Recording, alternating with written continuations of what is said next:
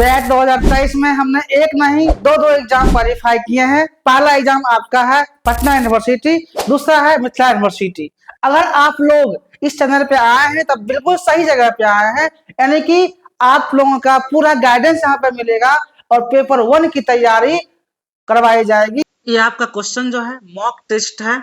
जो भी student exam दे रहे हैं इस बार पैट का, पीआरटी का, चाहे आप Magadh university, Pataliputra university, Patna university, Mithila university का एग्जाम दे रहे हैं, उन लोगों के लिए बहुत ही मोस्ट इम्पोर्टेंट एमसीक्यू लेके आए हैं।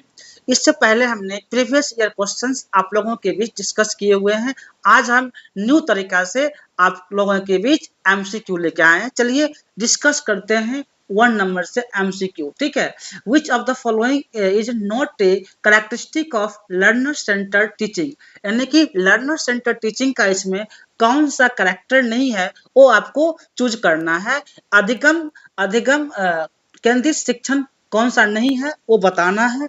तो आपका इसमें क्या हो जाएगा, एक्टिव पार्टिसिपेशन होता है, ये आपका ऑप्शन नहीं होगा।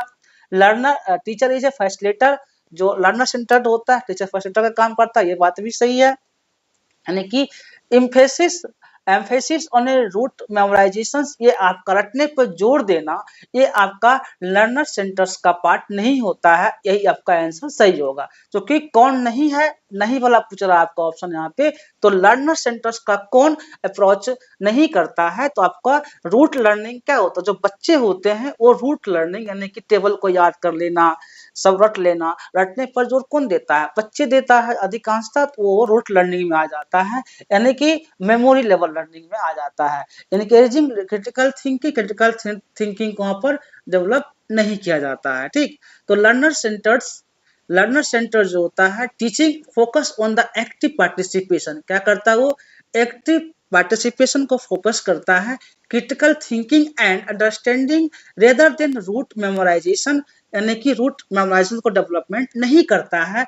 इस तरह से जो अधिगम शिक्षण होता है, लक्ष्य सक्रिय होता है, भागीदारी, आलोचनात्मक सोच को और समझ को बढ़ावा देता है, न कि केवल रटने पर जोर देता है, ठीक। इस तरह से आपका ऑप्शन इसमें सी सही होगा। अब क्वेश्चन नंबर 2 में आते हैं। 2 क्या है, in which teaching methods does a teacher act primary as a guide and facilitator, यानी कि इसमें से पूछ रहा है कि आपका कौन सा टीचिंग मेथड ऐसा है जिसमें टीचर जो होता है एक गाइड का काम, एक फैसिलिटेटर का काम करते हैं, यानी कि मार्गदर्शक और सुविधा प्रदाता का काम टीचर करते हैं, वो कौन सा टीचिंग है।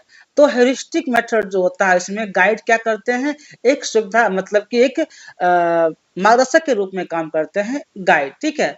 इस तरह से आपका हेरिस्टिक मेथड जो होता है स्टूडेंट एक्सप्लोर एंड डिस्कवर, क्या करता है स्टूडेंट, जो आइडिया होता है उसको एक्सप्लोर और डिस्कवर किया जाता है, knowledge on their own with minimal teacher intervention, यानी कि अन्वेषण विधि में जो होता है स्वयं ज्ञान की खोज और अन्वेषण करते हैं, शिक्षक सिर्फ मार्गदर्शक और सहायक के रूप में कार्य करते हैं। रूट लर्निंग क्या होता है, रूट में सिर्फ स्टूडेंट रटता है, डिक्टेशन मेथड में श्रुति लेख ये नहीं होगा, व्याख्यान लेक्चर मेथड में स्टूडेंट पैसिव होता है, ठीक है। इस तरह से आपका ऑप्शन नंबर इसका 2 का बी हो जाएगा। नंबर 3 में आते हैं। 3 क्या है, which evaluation method is best suited for assessing a student real world problem solving, यानी कि जो इसमें कौन सा ऐसा मेथड है जो रियल वर्ल्ड जो समस्याएं, जो वास्तविक समस्याएं हैं उसको समाधान करने के लिए कौन सा मूल्यांकन सबसे उपयुक्त है वो बताना है, ठीक है। तो समेटिव मूल्यांकन असेसमेंट ये नहीं होता है, फॉर्मेटिव नहीं होता है, किसके लिए नहीं होता है, रियल वर्ल्ड प्रॉब्लम के लिए, डायग्नोस्टिक भी नहीं होता है, यानी कि ऑथेंटिक असेसमेंट जो होता है आपका ये क्या होता है, एक रियल वर्ल्ड प्रॉब्लम को यानी कि क्वेश्चन को सॉल्विंग करता है, ठीक है। ऑथेंटिक असेसमेंट क्या है, authentic assessment evaluates student in real world contents allowing them to apply their knowledge practically, यानी कि जो नॉलेज प्रैक्टिकल होता है उसको आगे बढ़ाता है, यानी कि प्रमाणिक मूल्यांकन वास्तविक जीवन की स्थितियों में छात्रों की क्षमता का आकलन करता है जिससे वे अपने ज्ञान को व्यवहारिक रूप से लागू कर सके। इस तरह का टीचिंग जो होता है आपका ऑथेंटिक असेसमेंट टीचिंग यानी कि प्रमाणिक मूल्यांकन को शो करता है। अब क्वेश्चन नंबर 4 में आते हैं। 4 क्या है? Which of the following is an essential component of an effective lesson plan? यानी कि essential component इसमें कौन सा है? इफेक्टिव लेसन प्लान का प्रभावी पाठ योजना एक अनिवार्य घटक कौन सा है? वही आपको बताना है, प्रभावी पाठ योजना। ठीक है, तो रेंडम किसी को उठा लेते हैं, ये आपका नहीं होता है। क्लियरली डिफाइंड लर्निंग ऑब्जेक्टिव, हाँ, जो क्या है, जब हम पढ़ाते हैं बच्चे को तो एक मतलब इफेक्टिव लेसन प्लान मतलब ही होता है कि कोई भी बात क्लियरली डिफाइन होना चाहिए, जो ऑब्जेक्टिव्स है वो पूरी तरह से स्पष्ट होना चाहिए, तब तो जाकर के एक इफेक्टिव प्लान को शो अप करता है। स्टूडेंट का फीडबैक को इग्नोर नहीं कर सकते, ओवरलोडिंग कंटेंट नहीं होता है, यानी कि जो डेफिनेशंस होता है वो क्लियरली देन ऑब्जेक्टिव के साथ होता है, ये आपका एक इफेक्टिव लेसन प्लान का पार्ट होता है। ठीक है, ये lesson plan should be have well defined, तो लेसन प्लान क्या होता है? वेल डिफाइन होना चाहिए। Learning objectives to ensure the structures and goal oriented teaching, यानी कि पाठ योजना से स्पष्ट रूप से परिभाषित उद्देश्यों का होना आवश्यक है ताकि शिक्षण संरचित और लक्ष्य उन्मुख हो सके। क्वेश्चन नंबर 5 में आते हैं। 5 क्या है आपका? Which teaching technique is most suitable for accommodating diverse learning style, यानी कि इसमें करा कि कौन सा ऐसा सुटेबल टेक्निक है जो कि टीचिंग को डाइवर्स करता है, डाइवर्स स्टाइल को शो अप करता है, यानी कि अधिगम शैलियों को समायोजित करने के लिए कौन सी शिक्षण तकनीक सबसे उपयुक्त है। ठीक है, तो कौन सा तकनीक उपयुक्त होगा? ओनली वर्बल, सिर्फ बोलकर करेंगे तो उपयुक्त नहीं होता है। मल्टी सेंसरी अप्रोच, यानी कि बहुत तरीकों से पढ़ाना, अलग अलग उपाय को अपना करके बताना, यही आपका क्या होता है? मल्टी सेंसरी अप्रोच को शो करता है। रूट लर्निंग क्या होता है? सिर्फ रट लेना, रट करके याद कर लेना, इस जो होता है आपका डाइवर्स लर्निंग स्टाइल्स का पार्ट नहीं होता है। पैसिव लर्निंग जो लेक्चर मेथड होता है वो पैसिव होता है, जिसमें सिर्फ स्टूडेंट जो होता है टीचर के बातों को सुनते हैं। ये आपका एक यहाँ पर लर्नर क्या है? लर्नर यहाँ पैसिव मोड में होता है। ठीक है, एक्टिव मोड में नहीं होता है। अगर हम खुद से कोई लर्निंग करते हैं तो वहाँ हम खुद एक्टिव मोड में होते हैं। जब टीचर लेक्चर देते हैं तो हम वहाँ पर पैसिव मोड में होते हैं, सिर्फ उनके बातों को सुनते जाते हैं। ठीक है, इस तरह से होता है। तो यहाँ पर क्या है, एक्सप्लेनेशन क्या है? The multi sensory approach include the visual, auditory and kinesthetic language, यानी कि मल्टी सेंसरी क्या होता है? विजुअल भी होता है, आवाज साउंड भी होता है, काइनेस्टिक भी होता है। Learning making education accessible to diverse learning, यानी कि बहुसंवेदी दृष्टिकोण में दृश्य सर्व गतिज अधिगम शामिल होता है जो कि विभिन्न प्रकार के छात्रों के लिए उपयुक्त बनाता है। ठीक, अब आते हैं क्वेश्चन नंबर 6 में। 6 क्या है कि what is the primary goal of inclusive education? Inclusive education का प्राइमरी गोल क्या है? समावेशी शिक्षा का मुख्य उद्देश्य क्या होता है? समावेशी शिक्षा का मुख्य उद्देश्य क्या है वो आपको यहाँ पे बताना है। ठीक है, तो provide the same teaching methods of all student, क्या एक ही टीचिंग मेथड से पढ़ाना सभी स्टूडेंट को समावेशी शिक्षा होता है? ये नहीं होता है। बीच में क्या होता है, कोई बच्चे कमजोर भी होते हैं, कोई वेरी वीक होते हैं। अगर सबको एक तरीका से पढ़ाया जाएगा तो बच्चे को समझ में सही से नहीं आएगा, क्योंकि सबका पढ़ने का लेवल अलग अलग होता है। ठीक है, तो यहाँ पर क्या करेंगे, हम क्या अपनाएंगे?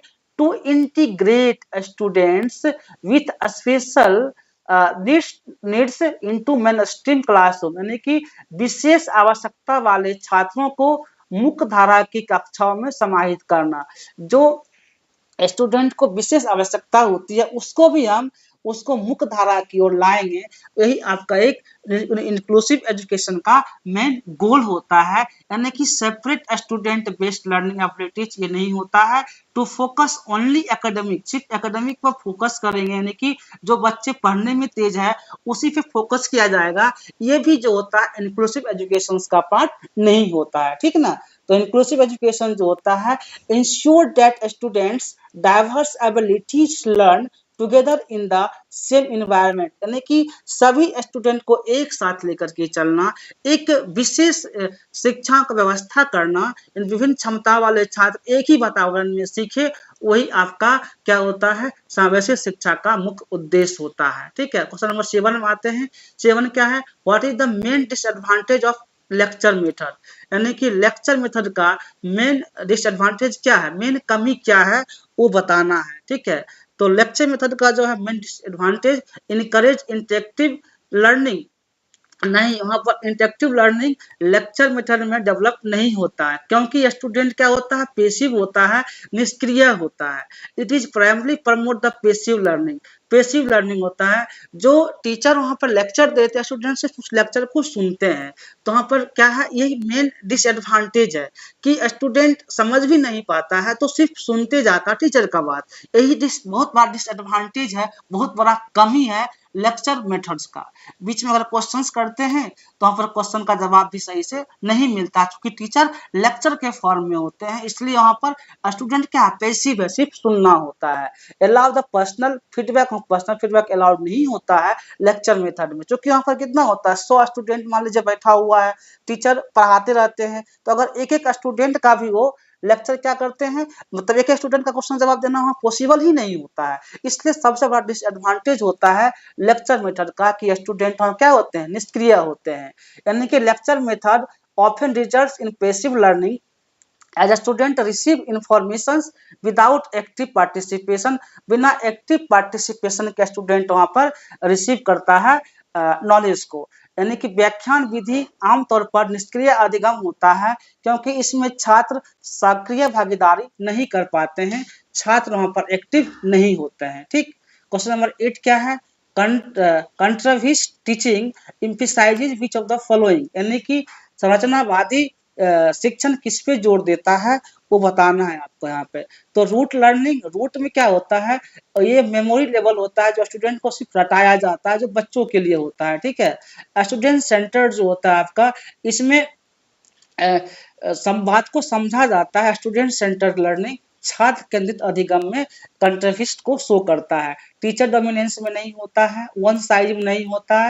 यानी कि क्या हो जाए, constructivist teaching focus on student actively constructing knowledge based on the their experience, जो स्टूडेंट का एक्सपीरियंस है, एक्सपीरियंस के आधार पर जो नॉलेज डेवलपमेंट होता है, वही आपका क्या होता है, कंट्राविस्ट नॉलेज को होता है। ठीक, क्वेश्चन नंबर 9 को आते हैं। 9 क्या है, what is major advantage of problem based learning PBL, यानी कि प्रॉब्लम बेस्ड लर्निंग का प्रमुख लाभ क्या है, वहां पर लाभ बताना है कि प्रमुख लाभ क्या है। तो इसका जो हो जाएगा प्रमुख लाभ, डिस्करेज टीम वर्क, क्या टीम वर्क को डिस्करेज करेगा, उत्साहित तो करता नहीं, ये तो नहीं होगा।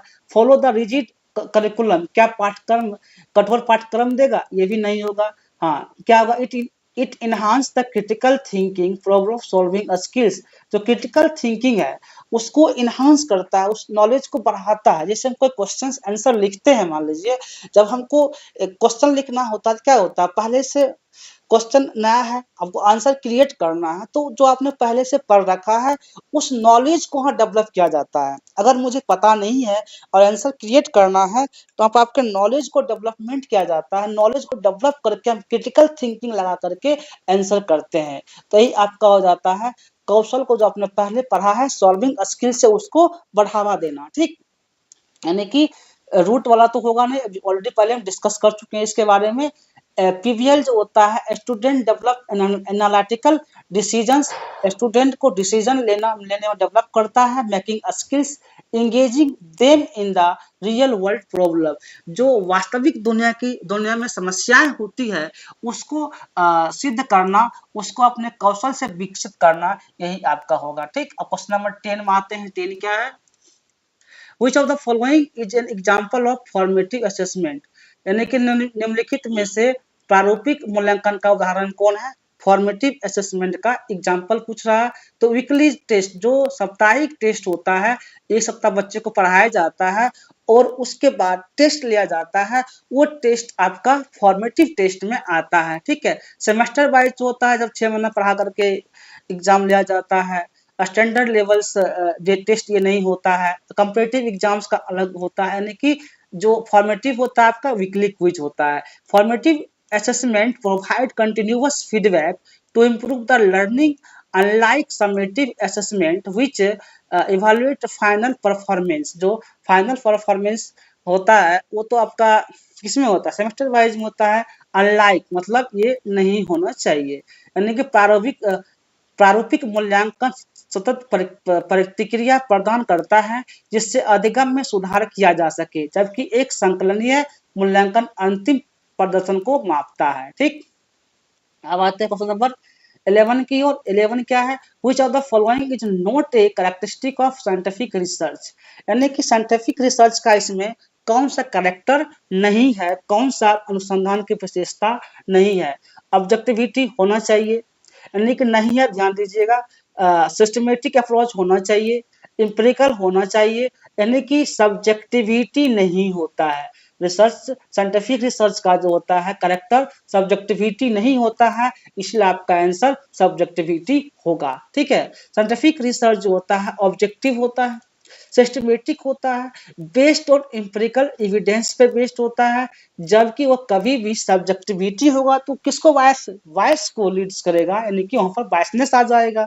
वैज्ञानिक अनुसंधान जो होता है वो वस्तुनिष्ठ है, व्यवस्थित है, अनुभवजन्य साक्ष्यों पर आधारित होता है, जबकि व्यक्ति निष्ठा वस्तुनिष्ठा पर कारण बन सकती है, पक्षपात करता है। ठीक है, नंबर 12 आते हैं। 12 क्या है, in research methodology what is the purpose of literature review. Research methodology में पर्पस ऑफ लिटरेचर रिव्यू का क्या होता है, तो अनुसंधान पद्धति में साहित्य समीक्षा का क्या उद्देश्य है, to find a research gap. क्या होता है, क्या करते हैं, जो रिसर्च गैप होता है उसको खोजा जाता है, कमी को देखा जाता है, वही रिसर्च मेथोडोलॉजी का लिटरेचर रिव्यू का मेन पार्ट होता है। ये नहीं होता है कि पास्ट रिसर्च में क्या समस्याएं थी, इग्नोर द प्रीवियस को इग्नोर नहीं कर सकते, कंक्लूड द रिसर्च फाइंडिंग्स अनुसंधान निष्कर्ष निकालना, यानी कि गैप को ढूंढना ही आपका लिटरेचर रिव्यू का पार्ट होता है। ठीक है, literature review helps identify gaps in existing research providing a basis of for new studies, यानी कि साहित्य समीक्षा पिछले शोधों में मौजूद कमियों को उजागर करने में मदद करती है, जिससे नए अनुसंधान की दिशा तय होती है। ठीक, जो नया नया अनुसंधान होता है, रिसर्च होता है, उसको हेल्प करता है कि रिसर्च में गैप क्या क्या कमी रह गया, उस कमी को पढ़ना ही आपका लिटरेचर रिव्यू का पार्ट होता है। ठीक, अब आते हैं क्वेश्चन नंबर 13। 13 है, what is the primary difference between qualitative and quantitative research, यानी कि क्वालिटेटिव और क्वांटिटेटिव रिसर्च के बीच प्राइमरी डिफरेंस क्या है। तो qualitative research is numerical, qualitative research numerical नहीं होता है, सब्जेक्टिव होता है। ठीक है, जबकि इसलिए ऑप्शन गलत है, वर्ड के फॉर्म में होता है qualitative. Qualitative research is subjective, क्या है, सब्जेक्टिव, बात सही है। क्वांटिटेटिव रिसर्च इज ऑब्जेक्टिव, जो कि नंबर के फॉर्म में होता है। इस तरह से आपका ऑप्शन नंबर बी सही है। क्वांटिटेटिव स्टैटिस्टिकल को शो करता है, डज नॉट है, इसलिए ऑप्शन सी नहीं होगा। Quantitative research follows structured, qualitative का भी स्ट्रक्चर्ड को फॉलो नहीं, अनस्ट्रक्चर्ड होता है। एग्जाम इसका एक्सप्लेन क्या है, qualitative research explore the subjective expression, यानी कि क्वालिटेटिव रिसर्च जो होता है एक्सपोज करता है, सब्जेक्टिव को एक्सप्लोर करता है, बढ़ाता है। ठीक है, जबकि क्वांटिटेटिव रिसर्च जो आपका होता है focus on numerical data and objective. Quantitative क्या करता है, जो न्यूमेरिकल डाटा होता है उसको फोकस करता है, एनालिसिस करता है, यानी कि गुणात्मक अनुसंधान व्यक्तिनिष्ठ अनुभवों का अध्ययन करता है, जबकि मात्रात्मक अनुसंधान संख्यात्मक और वस्तुनिष्ठ विश्लेषण पर ध्यान केंद्रित करता है।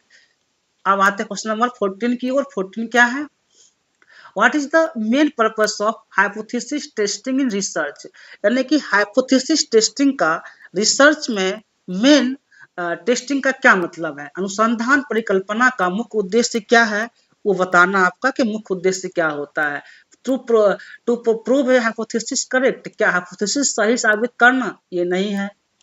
To disprove the all price, जितना भी रिसर्च हुआ सबको गलत साबित करना, ये भी नहीं होता है भाई। हाइपोथेसिस टेस्टिंग का मेन पर्पस क्या होता है? To determine the validity of a hypothesis, यानी कि जो परिकल्पना वैधता है उसे निर्धारित करना, डिटरमाइन करना, वैलिडिटी को, हाइपोथेसिस को वैलिडेट करना, यही आपका मेन पर्पस होता है हाइपोथेसिस टेस्टिंग में, ठीक है। जनरेट रैंडम नहीं होता है, यानी कि hypothesis testing evaluates whether a hypothesis is supported by empirical data, यानी कि परिकल्पना परीक्षण वह निर्धारित करता है कि क्या कोई परिकल्पना अनुभवज डेटा द्वारा समर्थित है। क्वेश्चन नंबर 15 आते हैं। 15 क्या है? Which research design is most suitable for establishing a cause and effect? इससे पहले हम प्रीवियस ईयर में कितना बार आपको बताए होंगे कि कॉज इफेक्ट क्या होता है। जो एक्सपेरिमेंटल रिसर्च को शो अप करता है वो आपका कॉज एंड इफेक्ट होता है। इंडिपेंडेंट कंडीशंस में वो आपका क्या होता है? Cause and. डिस्क्रिप्टिव क्या होता है? एज इट इज होता है, डिस्क्रिप्टिव रिसर्च हो जैसा का तैसा। एक्सप्लोर चीजों को खोजना, एक्सप्लोर करना। केस स्टडी मतलब जो भी रिव्यू पढ़ना होता है, केस स्टडी के एरिया अलग हो जाता है। इस तरह से आपका ऑप्शन बी ये यहाँ पर होगा। Experimental research cause and effect का पार्ट होता है, यानी कि experimental research manipulates variables to identify the causal relationships, प्रयोगात्मक अनुसंधान चर को नियंत्रित करके कारणात्मक संबंध स्थापित करने में मदद करता है, ठीक। अब आते हैं क्वेश्चन नंबर 16। 16 क्या है? What is the primary aim of A pilot study in research, यानी कि रिसर्च में प्राइमरी एम क्या होता है, पायलट स्टडी का मुख्य उद्देश्य क्या होता है वो बताना है। तो फाइनलाइज रिसर्च रिपोर्ट, क्या रिसर्च रिपोर्ट को फाइनलाइज करना ये आपका पायलट स्टडी का मुख्य बात है? नहीं है। टू टेस्ट क्या है? To test the feasibility of main study, जो मुख्य अध्ययन की व्यवहारिकता का परीक्षण करता है वही पायलट स्टडी का मुख्य उद्देश्य होता है, मेन एम होता है। डाटा कलेक्शन करना मेन उद्देश्य नहीं होता है, या पब्लिश रिसर्च को पब्लिश करना, प्रकाशित करवाना, ये भी मेन उद्देश्य नहीं होता है, ठीक है। इसका एक्सप्लेन देख लेते हैं। A pilot study is a small scale preliminary study conducted to refine the research methods, यानी कि पायलट अध्ययन लघु पैमाने पर किया जाने वाला प्रारंभिक अध्ययन होता है जो अनुसंधान विधियों की परिष्कृत करने में सहायक होता है, ठीक। अब आते क्वेश्चन नंबर 17 की ओर। 17 क्या है? What is the primary reasons for using A control group in experimental research, यानी कि क्या कारण है जो प्राइमरी कंट्रोल ग्रुप में एक्सपेरिमेंटल रिसर्च का होता है, यानी कि प्रयोगात्मक अनुसंधान में नियंत्रण समूह का उपयोग करने का मुख्य कारण क्या है वो बताना है। To compare result the experimental group, यानी कि क्या होता है, तो जब एक्सपेरिमेंटल रिसर्च होता है उसमें कंपेयर किया जाता है, एक दूसरे का कंपेयर करके वहां परिणाम की तुलना किया जाता है, वही आपका एक्सपेरिमेंटल रिसर्च का पार्ट होता है, ठीक ना। इंडिपेंडेंट वेरिएबल में नहीं होता है, डिपेंडेंट, यानी कि इंश्योर ऑल पार्टिसिपेंट ट्रीटमेंट, ये नहीं होगा, ये नहीं होता है, यानी कि इस तरह से डी ऑप्शन भी आपका यहाँ पे नहीं हो पाएगा। A control group helps isolate the effect of the independent variable by providing a baseline for comparison. नियंत्रित समूह स्वतंत्र चर के प्रभाव को अलग करने में मदद करता है और तुलनात्मक आधार प्रदान करता है। इस तरह से ये होगा। क्वेश्चन नंबर 18 में आते हैं। 18 क्या है? In research what is mean for triangulation, यानी कि रिसर्च में ट्रायंगुलेशन का मतलब क्या है, अनुसंधान में त्रिकोणीयकरण का क्या अर्थ है, अर्थ बताना है आपको, त्रिकोणीय का मतलब क्या होता है। तो using 3 different type of research, क्या 3 अलग अलग टाइप को रिसर्च ले लेंगे त्रिकोणीय होगा, ये नहीं होगा। Validating finding through multiple sources, यानी कि अलग अलग तरीके से आप जब फाइंडिंग करते हैं, खोजते हैं, अलग अलग सोर्सों से लेकर के देखते हैं, तो वो आपका क्या होता है, वो मल्टीपल रिसर्च को स्थापित करता है, यानी कि ट्रायंगुलर रिसर्च को शो अप करता है, ये आपका सही हो जाएगा। कंसेक्यूटिव स्टडीज नहीं होता है। यूजिंग ए 3 रिसर्च एनालिसिस डाटा, ये भी नहीं होता है। अब देख लेते हैं कि ट्रायंगुलेशन का मतलब क्या है, ठीक है। तो इनहांस द रिसर्च वैलिडिटी, जो रिसर्च वैलिडिटी है उसको इनहांस करता है by cross verifying data from different method, अलग अलग मेथड से उसको अलग अलग सोर्सेज से डेवलप करता है, यानी कि त्रिकोणीयकरण अनुसंधान वैधता को बढ़ावा देता है ताकि इसमें जो विभिन्न विधियां या स्रोतों के माध्यम से डेटा का सत्यापन किया जाता है। ठीक, अब आते हैं क्वेश्चन नंबर 19 क्या है आपका, what is the sampling bias in research, यानी कि अनुसंधान में पूर्वाग्रह क्या है, सैम्पलिंग पूर्वाग्रह क्या है वो बताना है। तो choosing a sample there accurately represent the population, ऐसा नमूना जो जनसंख्या का सही प्रतिनिधित्व करता हो, नहीं ये तो सही है जो जनसंख्या से प्रतिनिधित्व करता है। Selecting a sample that is not representative the population, यानी कि नॉट रिप्रेजेंटेटिव, यही आपको देखना होता है एग्जाम में क्वेश्चन को कहाँ पे मतलब आंसर में डिमेरिट है, बायसनेस ढूंढना है तो बायसनेस ढूंढने के लिए सेलेक्टिंग है सैंपल, जो सैंपल करेंगे तो सही होना चाहिए पॉपुलेशन ना, तो हम क्या कर रहे हैं गलत है, तो गलत है इसलिए आपका ऑप्शन बी हो जाएगा। सीधी क्या देखना है, दोनों तो सही होगा। स्टैटिस्टिकल मेथड एनालाइज डाटा किया जाता है, increasing the sample improve accuracy किया जाता है, यानी कि बायसनेस जो होता है आपका यही बी ऑप्शन हो जाएगा, यानी कि sampling bias occurs when the selecting samples does not accurately reflect the target population, यानी कि सैंपलिंग पूर्वाग्रह तब होता है जब चयनित नमूना लक्ष्य जनसंख्या का सही प्रतिनिधित्व नहीं करता हो। ठीक, अब आते हैं क्वेश्चन नंबर 20 क्या है, what is the significance of peer review and research publication, यानी कि जो रिसर्च पब्लिकेशन होता है उसमें सिंप्लीफिकेशन पीर रिव्यू में क्या होता है आपको ये बताना है कि what is the significance of peer review in public research publication. ठीक है, तो इसका हो जाएगा आपका it ensure the research quality and credibility, यानी कि रिसर्च का क्वालिटी और क्रेडिबिलिटी ही देखा जाता है आपका पीर रिव्यू पब्लिकेशन में, विश्वसनीयता और सुनिश्चित करता है आपका ये क्वालिटेटिव और क्रेडिबिलिटी। ठीक, और स्पीड पब्लिकेशन क्या आपका तेज कर रहा है, ये सब नहीं होता है। इस तरह से पीर review helps the maintain high research standards evaluating work before publication, Pir review प्रकाशन से पहले अनुसंधान की क्या करता है, गुणवत्ता सुनिश्चित करने में मदद करता है कि आपका रिसर्च का क्या क्रेडिबिलिटी है और क्या क्वालिटी है, यह चेक होता है। अब 21 नंबर क्वेश्चन से आते हैं। 21 क्या है, Which of the following is not a barrier to effective communication, इसमें कहा है कि इफेक्टिव कम्युनिकेशंस का कौन सा बैरियर नहीं है वो बताना है। ठीक है, तो बैरियर की बात कर रहा है तो नॉइज क्या होता है, ये बैरियर है, सेमेंटिक बैरियर है, एक्टिव लिसनिंग जो होता है ये बैरियर नहीं होता है, नहीं होता है नॉट ए बैरियर, यानी कि नॉट ए बैरियर ये बैरियर नहीं होता, इसलिए आपका ऑप्शन सी राइट होगा। साइकोलॉजिकल बैरियर है इसलिए ऑप्शन ये नहीं होगा। ठीक है, जो बैरियर नहीं है यानी कि एक्टिव लिसनिंग बैरियर नहीं है। एक्टिव लिसनिंग का मतलब क्या है, आपकी कम्युनिकेशन को इनहांस बढ़ाएगा, whereas the noise, semantic distortions and psychological barrier hinder it, यानी कि सक्रिय श्रवण संचार को बेहतर बनाता है और जबकि शोर अर्थ विकृति मनोवैज्ञानिक बाधाएं से बाधित करती है। अब आते हैं क्वेश्चन नंबर 22 क्या है, in communications which element is responsible for encoding the message, यानी कि संचार में कौन सा तत्व संदेश को इनकोड सांकेतिक करने के लिए उत्तरदायी होता है, तो सेंडर, सेंडर जो होता है वही मैसेज को भेजेगा रिसीवर के पास, तो रिसीवर मैसेज देखता है तो सेंडर क्या करता है, मैसेज को इनकोड, इनकोड मतलब ही होता है सेंडर। ठीक है यार, इसको याद रखिएगा तो एग्जाम में क्वेश्चन बनने की प्रोबेबिलिटी ज्यादा रहता है टाइम कम में। The sender encode the message, sender message को इनकोड करता है, टाइप करता है, रिसीवर के पास जाता है, फिर रिसीवर समझता है, फिर रिसीवर क्या बन जाता है, सेंडर बन जाता है, फिर सेंडर रिसीवर बन जाता है, यानी कि इनकोड करने वाला सेंडर होता है, यानी कि प्रेषक संदेश को एक रूप से परिवर्तित करता है जो समझ सकता है।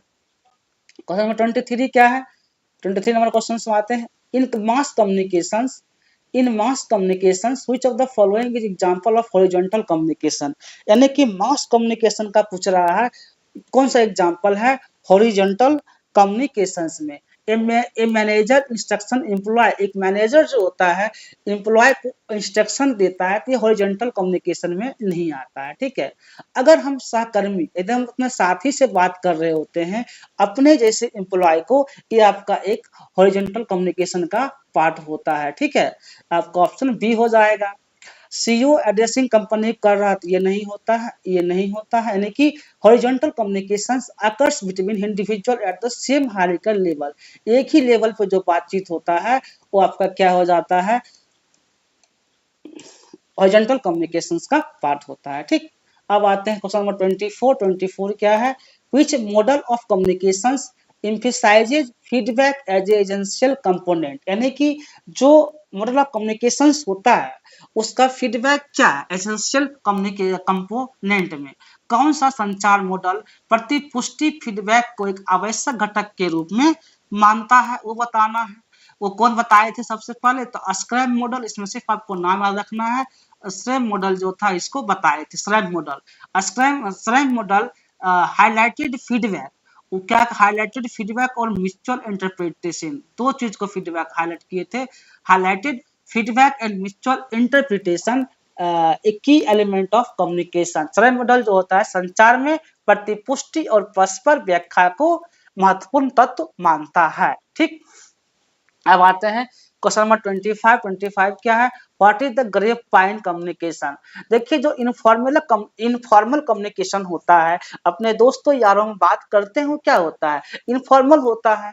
ऑफिशियल क्या होता है, फॉर्मल लैंग्वेज होता है, यानी कि सिंपल आपका आंसर क्या हो जाएगा, इनफॉर्मल हो जाएगा, जो अनौपचारिक रूप से बात किया जाता है। ठीक, यानी कि grapevine communications refers to informal conversations, speed information quickly, जल्दी हो जाता है इंफॉर्मेशन। ग्रेप पाइन संचार अनौपचारिक वार्तालाप को संदर्भित करता है, जो सूचना तेजी से फैलाता है, दूसरे से फैलते जाता है, बढ़ते जाता है। ठीक, अब आते हैं क्वेश्चन नंबर 26 क्या है, what is the main role of proxemics in communication, यानी कि प्रोमिक्स कम्युनिकेशन का मुख्य भूमिका क्या है वो आपको बताना है। ठीक है, तो प्रोमिक्स का मुख्य भूमिका जो होता है यूज ऑफ बॉडी लैंग्वेज का नहीं ये नहीं होता है।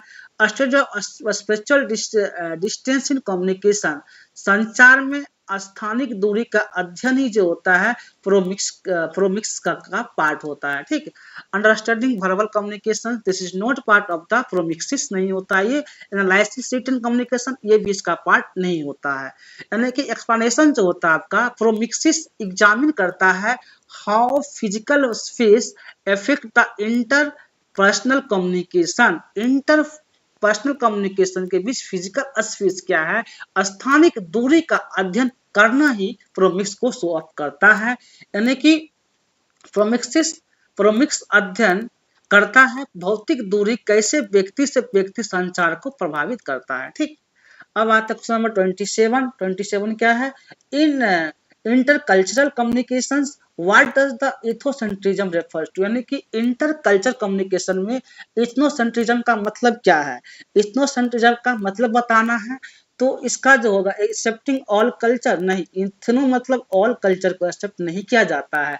Believing the one culture is superior to other, हाँ, अपने कल्चर को सर्वश्रेष्ठ मानना दूसरे कल्चर से, यही आपका जो होता है इथनोसेंट्रिज्म होता है। ठीक, यानी कि इथनोसेंट्रिज्म क्या होता है, lead to the biased communication को वायस को बढ़ावा देता है। Assumes one on culture is superior, यानी कि जो मेरा कल्चर है वो सबसे अच्छा कल्चर है, मेरा संस्कृति अच्छा है, ये आपको इथनोसेंट्रिज्म को बढ़ावा देता है। ठीक, अब आते हैं क्वेश्चन नंबर 28 क्या है, which of the following is an example of paralinguistic communication. Paralinguistic communications का इसमें आपका एग्जांपल पूछ रहा है कि एग्जांपल क्या है। ठीक है, पैरालिंग्विस्टिक का एग्जांपल पूछ रहा है, तो pitch and tone of voice, जो हमारा आवाज होता है, जो हम बोलते हैं ना, वही आपका पैरालिंग्विस्टिक कम्युनिकेशन होता है। फेशियल का हाव भाव, चेहरा देख करके ये नहीं होता है, लिखित रिटेन नहीं होता है, साइन नहीं होता है। ठीक है, अलग अलग कम्युनिकेशंस का पार्ट है। ठीक, पैरालिंग्विस्टिक कम्युनिकेशन जो होता है include vocal elements such as tone, pitch, volume, ये सब जो है पैरालिंग्विस्टिक का पार्ट है। जैसे स्वर हो गया, पिच हो गया, आवाज हो गया, बोलने की तीव्रता, कितना स्पीड में बोलते हैं, ये सब आपका पैरालिंग्विस्टिक पार्ट को शो अप करता है। ठीक ना, अब आते हैं क्वेश्चन नंबर 29 में। 29 क्या है? इन डिजिटल कम्युनिकेशन, क्या बताना है आपको? इन digital communications what is the bandwidth used for?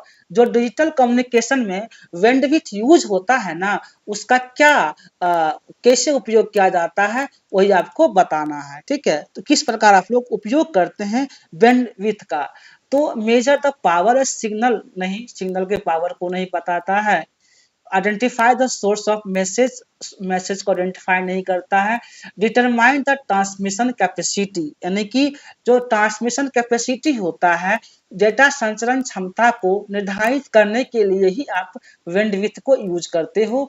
To determine data transmission capacity, okay. Encrypt the confidential data को यहाँ पर इनकरप्ट नहीं किया जाता है बैंडविड्थ में। इसका एक्सप्लेन क्या है?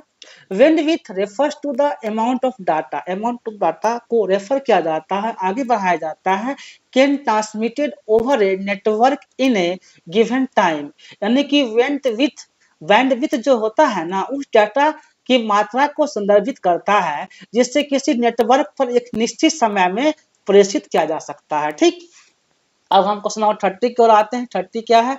इन मीडिया कम्युनिकेशन, क्या क्वेश्चन आपका है? In media communication what is the agenda setting theory, यानी कि मीडिया कम्युनिकेशन में क्या एजेंडा सेटिंग किया जाता है, एजेंडा थ्योरी क्या है? ठीक है, तो मीडिया संचार में एजेंडा सेटिंग का सिद्धांत क्या होता है? मतलब क्या है एजेंडा सेटिंग का सिद्धांत क्या होता है?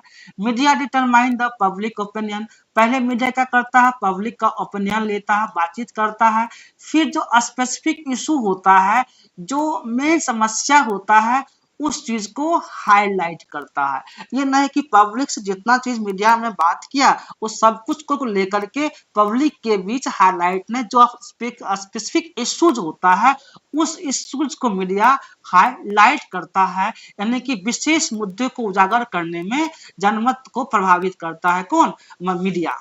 ठीक है, मीडिया क्रिटिक एनवाइस्ड नहीं होगा, यानी कि आपका ए ऑप्शन राइट हो जाएगा।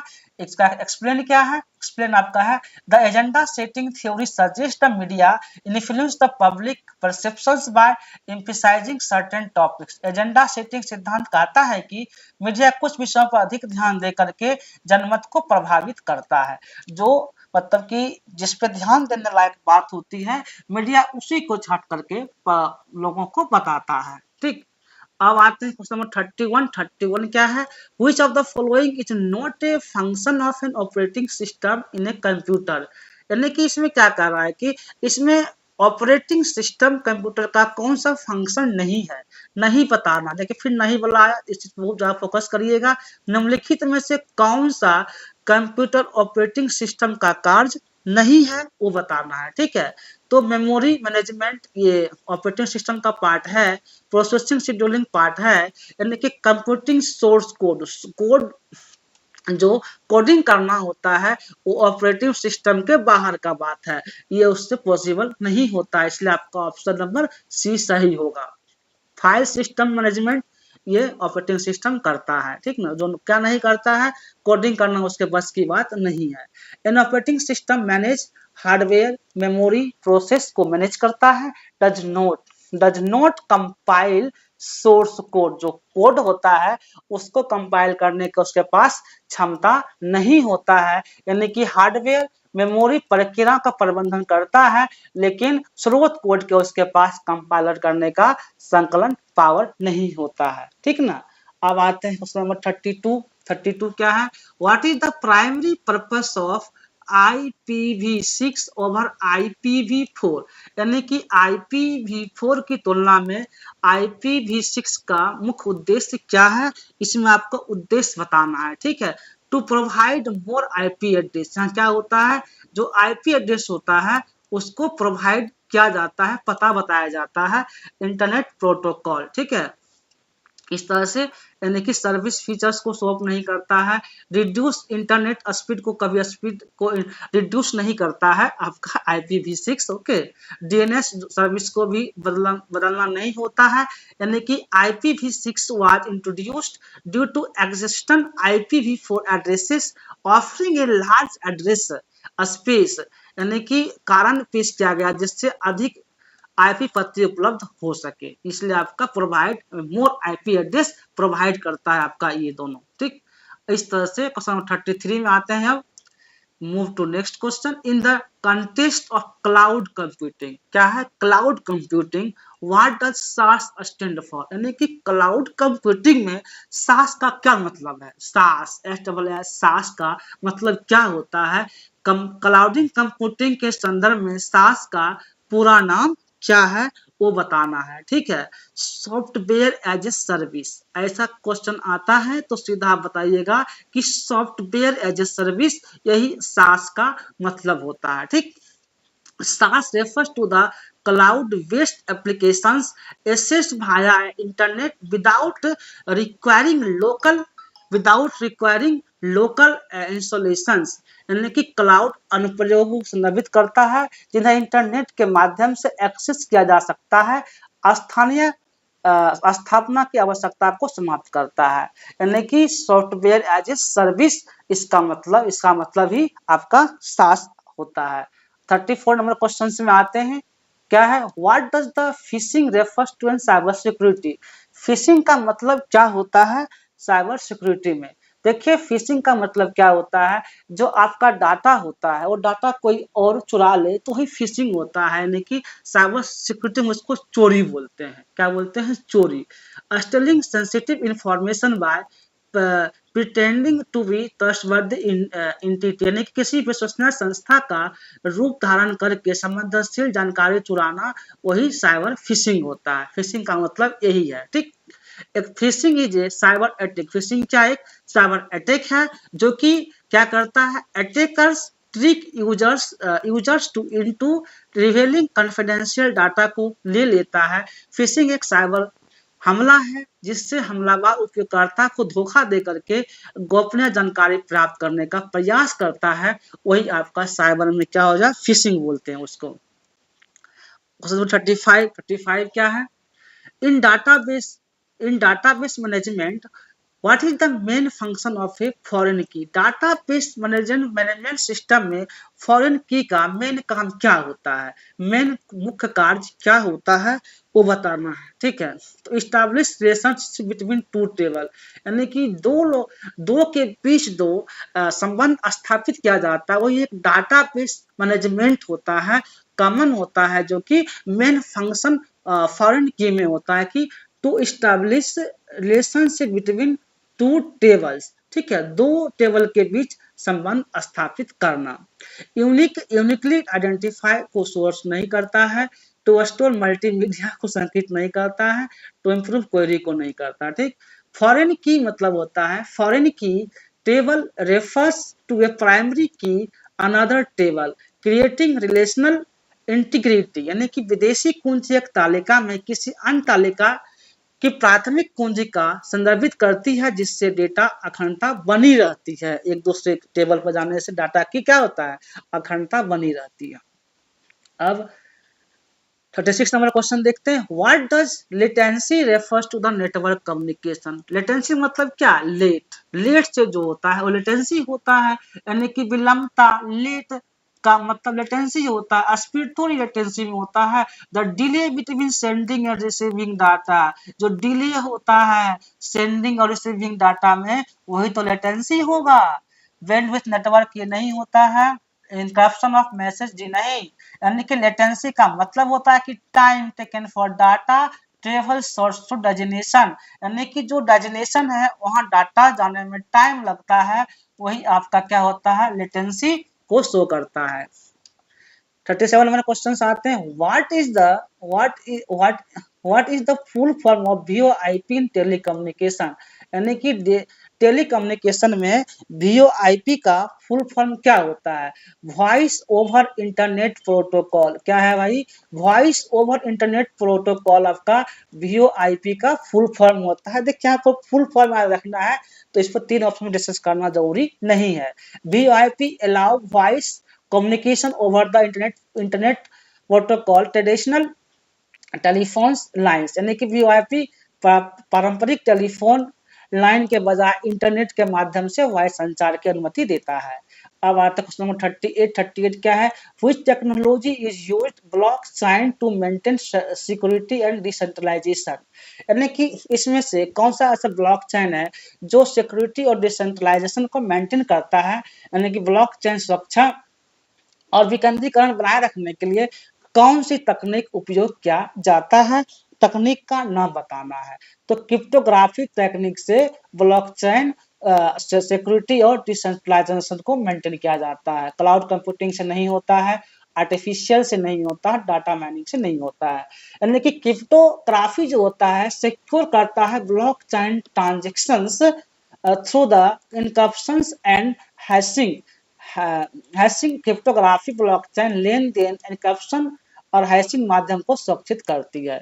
39 क्वेश्चंस आते हैं, इसमें क्या है कि in artificial intelligence what does machine learning primary focus on, यानी कि जो कृत्रिम बुद्धिमत्ता है, मशीन लर्निंग है, वो मुख्य रूप से किस पर केंद्रित होता है। मशीन आर्टिफिशियल इंटेलिजेंस मुख्य रूप से प्राइमरी फोकस किस पे होता है, एआई का। ठीक, ये क्वेश्चन आपका है। तो इम्प्रूव बैटरी इफिशियंसी, जी नहीं, बैटरी इफिशियंसी को इम्प्रूव करना नहीं होता है। क्रिएटिंग ह्यूमन रोबोट्स, में मानव जैसा रोबोट बनाना, ये भी नहीं होता है। डिजाइनिंग न्यू, ये भी नहीं होता है। यानी क्या होता है, teaching computers to recognise the patterns to make decisions, यानी कि डिसीजन लेने में जो हेल्प होता है वहां पर मशीन लर्निंग का मेन फोकस हो गया है। कंप्यूटर पैटर्न पहचानने और निर्णय लेने में सक्षम बनाना, यही आपका क्या होता है, एआई का मुख्य मशीन लर्निंग का फोकस हो गया है। Machine learning involve the training computers analyse data and improve performance over time, यानी कि machine learning computer computer data को विश्लेषण और समय के साथ प्रदर्शन सुधारने के प्रशिक्षण किया जाता है। ठीक, 40 क्वेश्चन में आते हैं। What is the deep wave, deep wave क्या है डीप वेव का मतलब क्या होता है। क्रिएटिंग ह्यूमनॉइड ऑर्बिट, नहीं, मानव जैसा। डीप वेव मतलब होता है part of the internet not index search engine, यानी कि पार्ट ऑफ इंटरनेट है बट वो सर्च इंजन नहीं है, वही आपका क्या हो जाता है, डीप वेव होता है। क्या होता है वो, डीप वेव होता है। ऑनलाइन गेमिंग प्लेटफॉर्म नहीं होता है, सोशल मीडिया नहीं होता है। यानी कि the deep web includes such as private database and academic records that search engine can not access, यानी कि डीप वेव निजी डेटाबेस, शैक्षिक रिकॉर्ड जैसी सामग्री शामिल होती है जिसे खोजने में एक्सेस नहीं कर सकते, वही आपका डीप वेव होता है। अब आते हैं 41 नंबर क्वेश्चन क्या है, विच सस्टेनेबल डेवलपमेंट एसडीजी, ये क्वेश्चन आपका इन्वायरमेंट का है जो पेपर 1 का पार्ट है। ठीक है, which sustainable development SDG focus on climate action, यानी कि एसडीजी जो होता है सस्टेनेबल डेवलपमेंट गोल है, क्लाइमेट एक्शन में कौन सा गोल को फोकस किया जाता है। तो गोल नंबर 13 जो होता है क्लाइमेट की एक्शन को शो करता है, गोल नंबर 13। देखिए आप इसमें जो है MTG millennium development goal, SDG sustainable development goal, MDG जो था 2000 से 2015 तक एमडीजी था, उसके बाद 2015 से 2030 तक एसडीजी सस्टेनेबल डेवलपमेंट गोल है। ये सब गोल आप जो है 17 गोल 21 टारगेट जो भी है सब आपको आप पढ़ लीजिएगा एक बार गोल के बारे में, हो सकता है गोल से क्वेश्चन एग्जाम में बने, या अर्थ समिट, वर्ल्ड समिट, ये सब point, ozone layer depletion, Kyoto protocol, Vienna convention, इस टाइप का क्वेश्चन आपका ईवीएस में बन सकता है पेपर 1 में, तो आप इस सबको एक बार देख लीजिएगा। यानी कि SDG 13 emphasises taking urgent actions to combat climate change and its impacts, यानी कि जलवायु परिवर्तन को 13 नंबर क्वेश्चंस को सॉल्व करता है। ठीक, अब आते हैं 42 number question, which gas contribute the most global warming, यानी कि ग्लोबल वार्मिंग में सबसे ज्यादा मोस्ट गैस कौन सा है जिसका मतलब ग्लोबल वार्मिंग को मतलब बर्बाद करने में मुख्य भूमिका निभाता है। कार्बन डाइऑक्साइड सबसे ज्यादा गैस है जो ग्लोबल वार्मिंग को इफेक्ट करता है। ठीक है, तो 60% अराउंड होता है कार्बन डाइऑक्साइड गैस, आप लोग पढ़े मत, पता ही होगा, बहुत ही इजी क्वेश्चन है ये।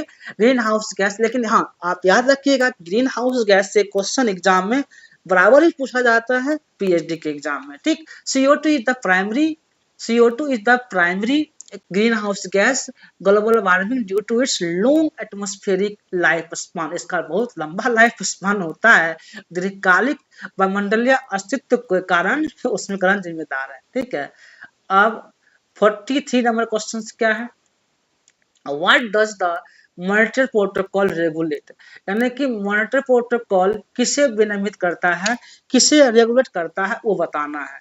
तो ओजोन डिप्लेटिंग सब्सटेंस है, जहां भी आपको मॉनिटरी प्रोटोकॉल दिखे ओजोन डिप्लेटिंग सब्सटेंस आप आंसर एक बार में मार दीजिएगा, आपका आंसर सही निकलेगा। ग्रीन हाउस गैस की अभी बताए थे क्या होता है, बायोडाइवर्सिटी कंजर्वेशन का अलग पॉइंट्स होता है, यानी कि जो भी है ओजोन, अगर काइटो का मॉलिक्यूल का कहीं बात आएगा तो आप ओजोन डिप्लेटिंग सब्सटेंस को ही चूज करिएगा। यानी कि यह क्या प्रोटोकॉल है, मोटर प्रोटोकॉल जो होता है एक्चुअली क्लोरोफ्लोरोकार्बन CFC। अब CFC कहाँ से आता है, कहाँ से गैस निकलता है, तो आपका जो फोम इंडस्ट्री होता है, फोम इंडस्ट्री, यहाँ से भी CFC गैस, जो रेफ्रिजरेटर होता है, अभी गर्मी का सीजन आ रहा है, रेफ्रिजरेटर हो गया, AC हो गया, इस सब से कौन सा गैस निकलता है, क्लोरोफ्लोरोकार्बन निकलता है। मान लीजिए हम लोग तो AC में रह लेते हैं, लेकिन जो ये नेचर है, नेचर को जो है ये CFC गैस ही उसके लिए बहुत हानिकारक सिद्ध होता है। ठीक ना, तो डिप्लीट द ओजोन लेयर को धीरे धीरे पतला करते जा रहा है, क्षयकारी पदार्थ के रूप में, यही कारण बनता है।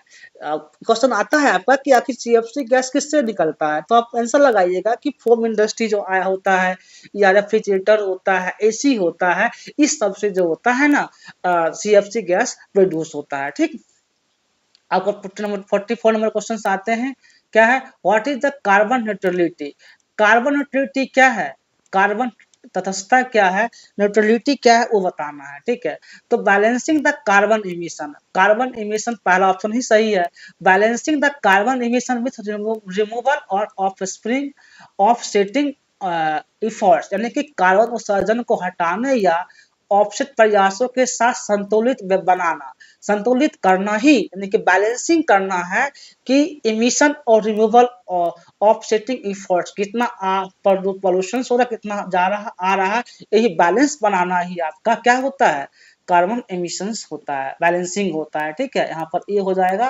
कार्बन बैलेंसिंग होता है, carbon balancing, carbon emissions removal of the offsettings, उत्सर्जन को हटाने और ऑफसेट को संतुलित करने के लिए, यानी कि carbon neutrality is achieved when the emissions and offset reductions strategy such as the restoration of carbon capture.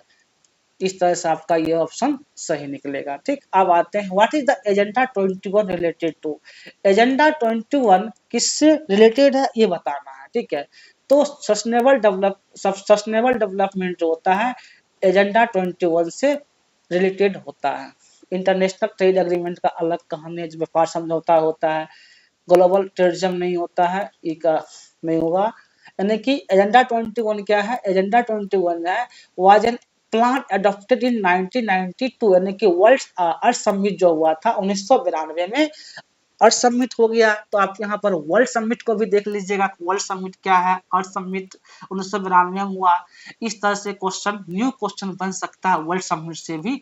Sustainable development world wide agenda 21 जो होता है ऐसी कार्य योजना थी जिससे 1992 पृथ्वी सम्मेलन में वैश्विक सतत विकास को बढ़ावा देने के लिए अपनाया गया था। ठीक, अब आते हैं 46 number question, what is the blue economy, blue economy का मतलब क्या है, ये क्वेश्चन आपका है कि ब्लू इकोनॉमी का मतलब क्या है। ठीक है, तो economy activities waste on ocean marine ecosystem, यानी कि जो इकोनॉमी का दोनों बेस्ड होता है, ओशियन और मेरीन वाला जो रिसोर्सेस आता है वो आपका ब्लू इकोनॉमी कहलाता है, यानी कि महासागर और समुद्री संसाधनों पर आधारित आर्थिक गतिविधियां क्या होता है, ये आपका ब्लू इकोनॉमी का पार्ट होता है, ना कि डेवलपिंग कंट्रीज इकोनॉमिक अर्थव्यवस्था नहीं होता है ब्लू इकोनॉमी।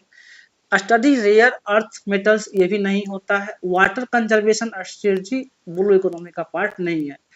एक्सप्लेनेशन क्या है, द ब्लू इकोनॉमी प्रमोट, यानी कि ब्लू इकोनॉमी जो होता है किसको प्रमोट करता है, sustainable use of ocean resources for economic growth and livelihoods ecosystem health, यानी कि ब्लू इकोनॉमी महासागर संसाधनों के सतत उपयोग को आर्थिक वृद्धि, आजीविका और पारिस्थितिकी तंत्र के स्वास्थ्य को प्रोत्साहित करती है। वही आपका क्या होता है, ब्लू इकोनॉमी हो जाता है। ठीक, अब क्वेश्चन नंबर 47 में आते हैं। 47 क्या है,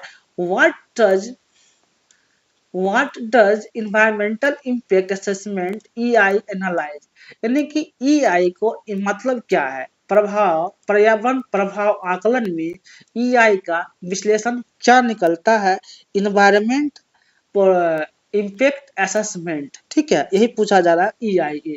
तो क्या है, financial validating, financial validating EI नहीं होता है। सोशल एंड कल्चर, क्या कह रहा है भाई, social and culture changes due to development project, विकास परियोजनाओं के कारण सामाजिक परिवर्तन, ये नहीं होता है। Environmental effects propose industrial project, यानी कि जो इन्वायरमेंटल इफेक्ट होता है उसी को प्रपोज किया जाता है आपका इन्वायरमेंटल इम्पैक्ट असेसमेंट में। ठीक ना, प्रस्तावित औद्योगिक परियोजनाओं के पर्यावरणीय प्रभाव का स्टडी ही आपका इन्वायरमेंट इम्पैक्ट असेसमेंट का पार्ट होता है, पॉलिटिकल इकोलॉजिकल से रिलेटेड नहीं होता है। यानी कि EIA क्या बताना था ना, तो इन EIA evaluates how industrial activities को जो इवेल्युएट्स करता है वो आपको इन्वायरमेंट इम्पैक्ट असेसमेंट 1986 इसका रूल्स रेगुलेशंस है जो करता है before granting approval.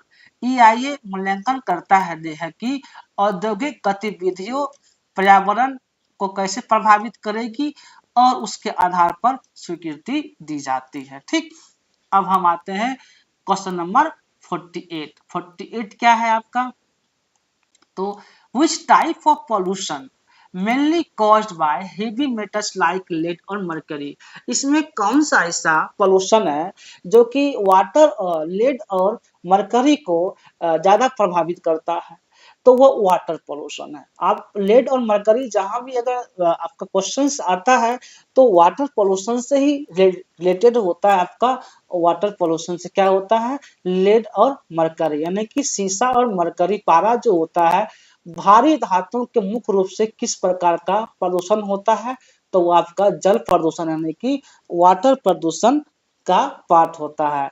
Heavy metals contaminate water sources, water source को प्रदूषित करता है और affecting aquatic life and human health, यानी कि भारी धातुएं जल स्रोतों को दूषित कर देती है जिससे जलीय जीवन, मानव स्वास्थ्य प्रभावित होता है। ठीक, अब आते हैं क्वेश्चन नंबर 49 इस सीरीज का सेकंड लास्ट क्वेश्चन है। व्हिच ऑर्गेनाइजेशन, क्या भाई, which organisations publishes the human development index, यानी कि जो ह्यूमन डेवलपमेंट इंडेक्स है कौन सा ऑर्गेनाइजेशन उसे प्रकाशित करता है, पब्लिश करता है, क्वेश्चन ये है। ठीक ना, तो HDI शॉर्टकट क्या होता है, HDI को कौन सा संस्था पब्लिश करता है, तो इसका वर्ल्ड बैंक नहीं करता है। यूनाइटेड नेशन डेवलपमेंट प्रोग्राम, ये जो UNDP होता है ना, वही ह्यूमन इंडेक्स को मतलब कि प्रकाशित करता है, पब्लिश करता है। अगर आपको सवाल पूछ दिया जाए फुल फॉर्म भी कि UNDP का फुल फॉर्म क्या होता है, तो यूनाइटेड डेवलपमेंट प्रोग्राम याद रखिएगा, और वो जो होता है HDI को प्रकाशित करता है, डाटा को पब्लिश करने में हेल्प करता है। ठीक, UNDP HDI report annually measuring a country social and economic development, यही UNDP हर साल HDI रिपोर्ट जारी करता है जो किसी देश के सामाजिक और आर्थिक विकास को मापता है। अब इस सीरीज का लास्ट क्वेश्चन है, यानी कि what is the carrying capacity in ecosystem, ecosystem में कैरिंग कैपेसिटी का मतलब क्या है, क्या है इकोसिस्टम में कैरिंग कैपेसिटी का मतलब क्या है, यही आपको क्वेश्चन पूछा जा रहा है। ठीक, तो the maximum population that an environment can support, यानी कि मैक्सिमम पॉपुलेशन को जो सपोर्ट करता है ना वही कैरिंग कैपेसिटी है। जैसे कि dN/dt = Rn, ये किसका पार्ट है, यही पार्ट जो होता है आपका कैरिंग कैपेसिटी का पार्ट होता है, यानी कि अधिकतम जनसंख्या जिससे एक पर्यावरण सहन करने का कर सकता है अधिक से अधिक पॉपुलेशंस को, वही आपका क्या होता है, कैरिंग कैपेसिटी होता है। यानी कि a maximum population that an environment can support.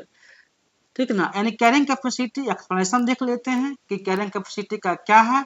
तो capacity, carrying capacity defined limit of populations that can be sustained without depleting resource. बिना कोई भी रिसोर्स को डिप्लेट किए हुए रिसोर्स वर्क करता है, वही आपका कैरिंग कैपेसिटी होता है। वहन क्षमता उस जनसंख्या की सीमा निर्धारित करती है जिससे संसाधनों को समाप्त किए बिना बनाए रखा जा सकता है, यही आपका कैरिंग कैपेसिटी होता है। इस तरह से आज हमने मॉक टेस्ट के रूप में 50 क्वेश्चंस का डिस्कस किए हैं, जो आप लोगों के एग्जाम के लिए बहुत ज़्यादा ही हेल्पफुल होगा, जो भी पैट का एग्जाम इस बार देने जा रहे हैं, पाटलिपुत्रा यूनिवर्सिटी का, मिथिला यूनिवर्सिटी का या पटना यूनिवर्सिटी। ओवरऑल हमने आज 50 क्वेश्चन पेपर 1 का डिस्कस कर लिया है। जिनको भी कुछ कंफ्यूजन होगा आप हमें कमेंट बॉक्स में कमेंट कर सकते हैं। हाँ, आप लोग के लिए अब सूचना देना चाह रहे हैं कि जिन लोगों को क्विज लगाना होगा, मॉक टेस्ट लगाना होगा, मेरे चैनल पे पोस्ट में क्वेश्चन दिया हुआ है, वहां जाके आप प्रैक्टिस कर सकते हैं और अपने आप को जस्टिफाई कर सकते हैं कि मैं कितना मार्क्स आ रहा है, कितना क्वेश्चन सही कर पा रहे हैं, और उसमें एक्सप्लेनेशन के साथ आंसर दिया हुआ है जो आप लोग के लिए हेल्पफुल होगा ताकि आप लोग का भी पैट क्वालिफाई हो। Thank you watching for this video.